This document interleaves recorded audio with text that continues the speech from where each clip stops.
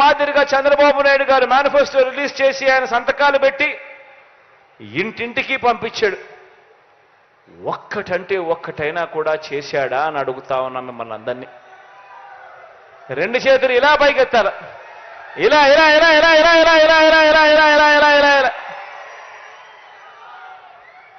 మరి నేను మిమ్మల్ని అందరినీ అడిగేది ఒక్కటే, ఇంతటి దారుణంగా మోసం చేస్తా ఉన్న ఈ వ్యక్తులకు, ఇంతటి అన్యాయంగా మోసం చేస్తా ఉన్న ఈ వ్యక్తులకు, ఇలాంటి వ్యక్తులకు మనం మళ్ళీ వచ్చే ఎన్నికల్లో మళ్ళీ మనల్ని మోసం చేస్తూ, మళ్ళీ రంగురంగుల మేనిఫెస్టో అని చెప్పి పేర్లు చెబుతూ, మళ్ళీ మోసం చేసేందుకు ప్రతి ఇంటికి కూడా కేజీ బంగారం ఇస్తామని చెబుతూ, మళ్ళీ మోసం చేసేందుకు ప్రతి ఇంటికి బెంజ్ కారు కొనిస్తామని వాళ్ళు చెబుతూ, మళ్ళీ ఇలాంటి మోసాలన్నీ చేస్తూ, మళ్ళీ రంగురంగుల మేనిఫెస్టో వీళ్ళు ఇస్తే, ఇలాంటి మోసాలను నమ్మడం ధర్మమేనా, న్యాయమేనా అని అడుగుతా ఉన్నా. నేను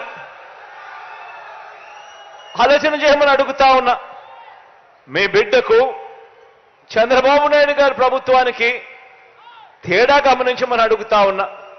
మీ బిడ్డ ఒకవైపున మేనిఫెస్టో అనేది చెబితే, 2019లో ఒక మేనిఫెస్టో అని చెప్పి రిలీజ్ చేస్తే, ఆ మేనిఫెస్టోను ఒక బైబిల్గా, ఒక భగవద్గీతగా, ఒక ఖురాన్గా భావిస్తూ ఏకంగా 99% హామీలు అమలు చేసి మీ దగ్గరికి వచ్చి మళ్ళీ మీ ఆశీస్సులు అడుగుతా ఉన్న మీ బిడ్డ ఒకవైపున ఉంటే, మరోవైపున పచ్చి మోసగాళ్ళు, పచ్చి దగాకోర్లు, పచ్చి మాయా మాంత్రికులు మరోవైపున ఉండి యుద్ధం జరుగుతూ ఉంది. ఆలోచన చేయమని అడుగుతా ఉన్నా. ఈ యుద్ధంలో మీ బిడ్డకు మోసం చేయడం చేత కాదు, మీ బిడ్డకు అబద్ధాలు చెప్పడం అంతకన్నా చేత కాదు. మీ బిడ్డ మిమ్మల్ని అందరినీ కూడా కోరేది ఒకటి, రాబోయే రోజుల్లో ఇలాంటి అబద్ధాలు, ఇలాంటి మోసాలు ఇంకా ఎక్కువ వింటాం, ఇంకా ఎక్కువ చెప్తారు.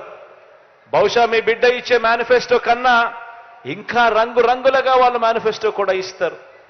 కానీ మిమ్మల్ని అందరినీ కూడా ఒకటే నేను చెప్తా ఉన్నా, మీ ఇంట్లో మీకు మంచి జరిగిందా లేదా అన్నది మాత్రమే కొలమానంగా తీసుకోండి.